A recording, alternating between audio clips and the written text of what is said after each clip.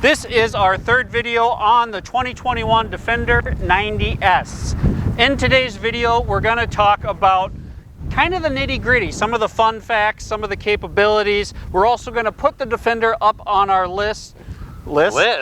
It's kind of up on our lift. Yeah, it's kind of like a lift, just a little different. We're going to put it up on our lift, and if there's any panels to take off, we're going to take those apart and just show you guys what we find. Who knows, maybe at the end of the video we won't be able to put the Defender back together.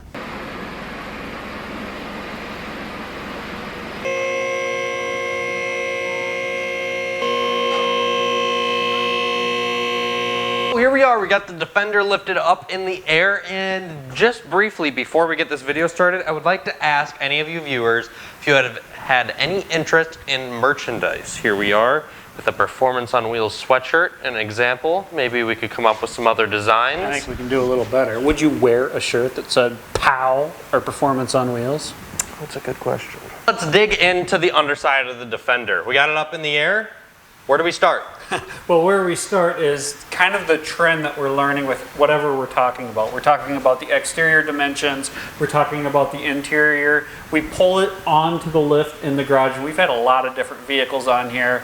And the first comment, as usual, is it's big. It's really big. It's big. It's wide. It's tall. Getting it onto the lift, navigating it in here, it's a bit of a challenge. Where we have it right now is actually the absolute highest our lift can go with our, what ceilings do we have, 11 feet? No. It's almost a 15-foot ceiling. Okay, so almost a 15-foot ceiling, and we can't get anywhere near the top of our lift. We're just above halfway, and we can't even open the garage right now. Yeah. So it's really big. Our first initial response at looking underside, we're going to take you guys there in just 1 second.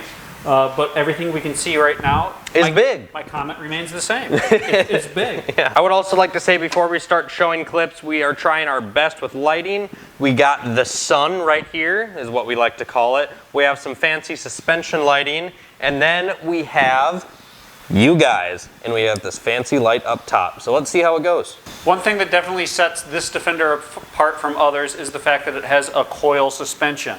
So a 110 comes standard with a air suspension that is also an option on a Defender 90, but it's about a $1,600 option. So I believe that the coil suspension is superior to the air suspension for a couple different reasons. I'm not downplaying the fact that the air suspension is not awesome, because it is. It can do a lot of cool things. It can raise and lower, and you have some awesome ground clearance. But what you don't have is reliability. So there is a lifespan to an air suspension, regardless of what you look at. It could be 5 years, it could be 10 years, but you have valves, you have compressors, you have dryers, you have tubes, you have airbags, you have rubber components. A coil suspension is steel springs that pretty much every car has, and it doesn't matter if you're in the middle of nowhere or just zipping down the road. You have that reliability on your side, and to me that was a big sales point. So just to give you a just approach angle, for example, on the Defender 90, the approach angle on the coil suspension is 31.5 inches.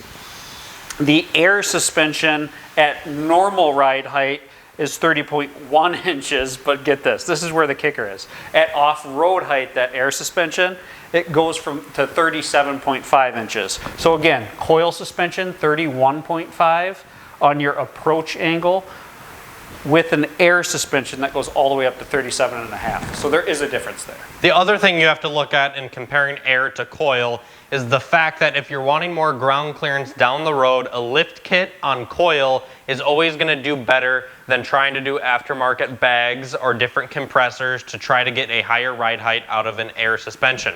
I also found it interesting that all of the press videos you see on the Defender in showing the off-road capabilities, not one of them that Land Rover handed over to the press had the air suspension when it was for off-road testing. All of the on-road cars had air suspension that they gave for press, but every single one of the off-road cars had coil, which makes me think the coil might be better off-road. All right, so we're going to start in the back of the Defender and work our way forward. There's two things I just want to note back here is A, we do not have the factory tow hooks. However, getting those on and getting this bumper cover off looks extremely easy. We just have some Phillips head screws here, a couple pins to pop out, and obviously we'll have something up top as well. We take that out, then that tow hook, future video, bolts onto a beam that goes across. Have to get those rectangles popped out on the bumper, and then we have our rear tow hooks. But even the muffler is purposeful. You can see the tucked in slight angle of the exhaust tips for that departure angle. This is all off-road thought, off-road capability. Let's move forward a little bit on the Defender. Checking out the suspension in the rear, you can see this massive coil followed by this massive lower control arm. Just all these other different suspension components that are just huge. I mean, look at the girth to this. I got a full hand grip around just the width of that lower control arm in the rear. You got this very beefy rear shock. This doesn't have the massive calipers, so it's got kind of wimpy brake calipers in the rear. They're not small by any means. Then we're looking at the rear diff. As you can see, it's big. It's a big rear diff. We got our exhaust here. It actually looks quite thick. That's 2.5 or 3 inch exhaust all the way back, it looks like. And we got the exact same thing on the other side, of course. Very cool to look at. When we were looking this up and briefly looking at it, I was looking at all these heat shields going up along this whole, just the entire underside of the car. I mean, think about if a rock came up and hit these heat shields, and it just bent and started rattling against that exhaust. I mean, it's a very intricate heat shield that they have going. And I'm curious to see how that holds up in the off-roading world of this car. I don't think it'll last long. The rear suspension, you can see that there's just everything that connects towards the tire in a different angle. I mean, you got one coming in this way, you got one straight on. There's just different linkage that's hitting the tire. My thinking is they probably have it and engineered it that way to make sure that tire stays planted regardless of what the articulation of the suspension is doing. So moving forward, we have gas tanks on both sides of the exhaust and driveline, 23-gallon capacity. Guys, in the P300, we're seeing low 20s, even driving around town. We are kind of driving with egg between our foot and the pedal, so we are being very mindful. Still only 1,300 miles. They say 2,000 for the full break-in. But we get up here, and it's just a complete underbody shield party. So back here, we're starting with that ZF 8-speed transmission. That was just kind of renowned as maybe possibly the best transmission that's ever been made. It's into some sports cars, so you know it's up to the task. Oh, look at this, Defender. Let's get this plate off and see what's going on.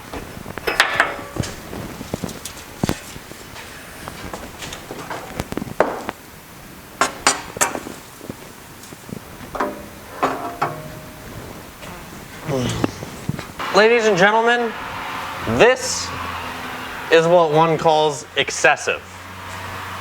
What is that? Over 50 bolts? Over 50 connection points, guys, for the underbelly.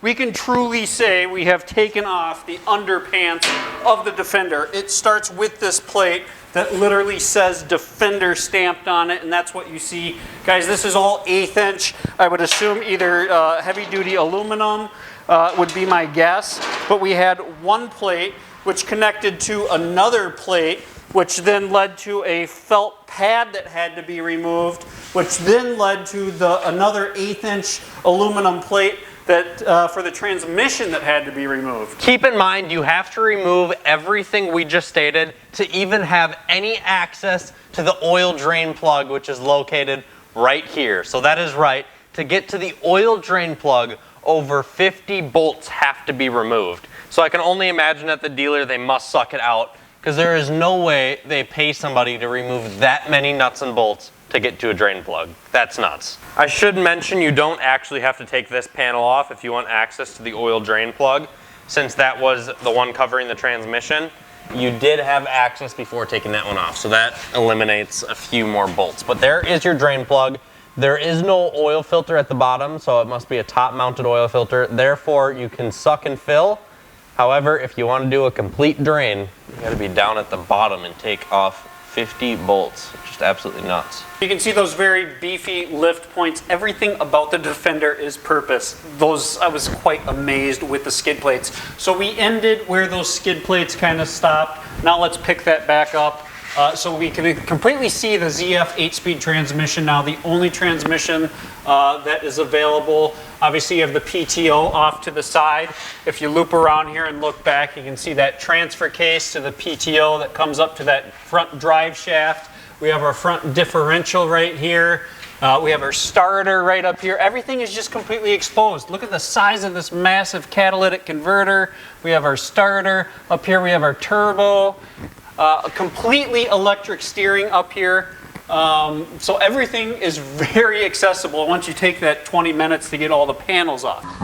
20 minutes to get all the panels off. 20 minutes to get all the panels off. Now looking at the front suspension, guys, this is pretty neat. Check out this connection up here. That's bigger than my entire fist. My point in saying this is this thing is beefy, so we got away from those live axles, the solid axles that the old Defender have, that the Wrangler still has, that the Broncos, I believe, gonna have. I'm pretty sure it does. I think the G-Wagon still has a solid rear, not front. I could be wrong. Feel free to comment down below if I'm wrong. But we have these big beefy connections. We have these massive ball joints.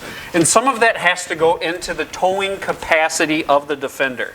So the towing capacity is quite remarkable. In the 2-liter, the 4-cylinder, the bottom engine that is available, this thing can tow 7,716 pounds. It doesn't matter if it's the 90 or the 110, that's the same. If you bump that up to the 3-liter, then we're all the way up to 8,200 pounds. To put that into perspective, a Jeep Gladiator has a towing capacity of 4,500 pounds. So that's quite remarkable for a Defender to have a towing capacity like that. When we just talk about overall weight of the Defender, I thought this was kind of fun. So this Defender, the way it sits right now in the 90 form on coil suspension with the smaller 2-liter engine, it weighs 4,550 pounds. That is the curb weight. A 110 with the same engine in it is 4,800, 265 pound difference, okay? If we went up to the bigger engine, that engine, the 3-liter weighs 230 pounds more than the 2-liter. So the 3-liter weighs 230 pounds more than the 2-liter. And then also if you get that jump seat in the middle of the front, that weighs 50 pounds more. So there's potential for the Defender to weigh upwards of 500 pounds, 510 pounds more than the Defender 90. That's quite substantial. So I like the fact that we have the coil suspension, and I like the fact that we got the lightest Defender that we could possibly get. A couple other things that were clearly exposed with the covers being removed are the front differential was visible with the covers on. So my guess is that's intended for maybe a lifting point if you're out on the trails, or something like that, the fact that they left that exposed. But you can see this whole chassis that is mounted to the whole frame. And this is where the motor's mounted to, and it's just everything is beefy and girthy. Super big size. This is for zipping around the desert, through the mountains, middle of Africa, middle of nowhere. The reliability and the engineering is clear with the Defender. All these components, it's quite remarkable that the turning radius of the 90 is still only 37 feet.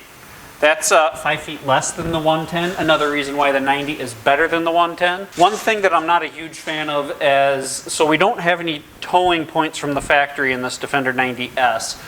In the rear of it, the front is kind of a pain in the butt. We have to remove a front plastic shield to get to the center mounted tow point in the event that you need that. You need some flathead screwdrivers to remove that, and then you have to pop some plastic off to expose your front tow point. Right in the middle, straight up and down, we have the main radiator. So you got a fan back here. You can see the transmission lines running You can see the oil cooler lines over here as well. And then on each side, we are assuming, we don't have awesome visibility, that those are both intercoolers for the turbo. So we don't have any visibility to those ones, but I'm assuming those are both for the turbo. Here are my fingers right here. This is for the brake cooling, straight through the front bumper on both sides. We got a pretty hefty scoop, as you can see, to keep those brakes nice and cool. Now that looks like a radiator, so I'm not necessarily sure if that's an intercooler or a radiator. You can see the main radiator through there and another one on this side. This is a pretty neat view, at least I think it is. So you can see these rivets, you can see this glue, and looking down this valley, you can see how that continues down the entire structure. And that is a pretty big deal for the new Defender. The Defender of the past had a steel tubular frame that the body was mounted to, and that's still the same way that like the Wrangler is built as well. That used to be thought of the strongest way to build a vehicle, the most durable way to build a vehicle. Some of the, like Toyota Tacoma still does it that way as well. Land Rover, through their testing in this 100% aluminum body that's all encompassing, says that this is over 3 times more rigid, more durable, stronger than the body on frame of the Defender of the past. So there's 440 approximately different aluminum parts that are comprised of putting the structure together. There's 360 rivets, 36 different sizes. There's over a mile of adhesive that's put on this Defender to make the body. And what's kind of cool about this, I think it was cool anyways, is the Defender went to the new factory that was just built a handful of years ago. It's built side by side with the Land Rover Discovery. So there could be 5 Discoveries in a row followed by 2 Defenders. And they're built in unison and they can just switch from one to the other. We're in the middle of Slovakia. It's like a town of 76,000 people. Over 50% of the workforce is women. When they came in looking for employees, they found that a lot of the other auto manufacturers, the people with the skill set, were already taken. So they found themselves looking for housewives, for grocery store attendants, and training them for the Land Rover factory out there. They can now produce on 2 shifts 110,000 vehicles a year, or 150,000 with a 3rd shift. I think that's a kind of a cool number because in the US last year, Land Rover, Jaguar, Range Rover's best year ever, they sold 125,000 units in the United States. So this one factory can build more units for 2 of the models in an entire year than all the vehicles combined sold in the US. So they're up to something over at Land Rover for sure. The Defender goes down the assembly line and it is almost 100% manufactured in-house. There are a few things that aren't. For example, the interior, the seats, they are outsourced, but they're outsourced locally to the factory. The engine still comes over from Britain. The tailgate is sourced in factory. However, the Discoveries is outsourced. So almost all of the body components are sourced right on property there and put into place. What is cool is there's 642 robots that are putting this thing together, and the degree of accuracy with body panels and fitment is 0.5 millimeters. So one after another, the structure of the Defender is pretty rock solid. A human doesn't really touch the Defender until it's time to bolt the doors, the hood, the tailgate on. Then that all gets put on, then it goes into the final assembly room. That stuff comes back out so they can put the interior in. So the overall structure of the Defender is pretty much robot. So one thing on the app that is very handy is it tells you how long until your service. And this blew my mind.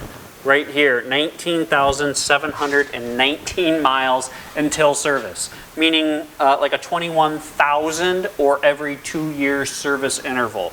They have a bunch of stuff they do during that interval, brake fluid, all your filters, and changing the oil. That blows my mind. You would think that they had learned from past experiences. They've had major engine faults and they've contributed them to long oil change intervals. So they must really have faith in these motors to put them 20,000+ miles between oil changes. Here's just an example of all of the skid plates. Just insane how many skid plates there are. And while we're at that, what do you guys think of the new garage decor? We have the old Challenger, that was many memories, 7 years of fun. The Mercedes AMG GLC 43 Coupe. We made a couple of videos on that when we first started our channel. The Nissan GTR, that was a fun flip. We only made 2 or 3 videos on that. Selling the Challenger, big moment, and the F-Type. Of course, you guys remember the F-Type, tons of videos made on that. We still need the Abarth, the Camry, the CTS-V, the Lexus, the Defender, the Camry's replacement.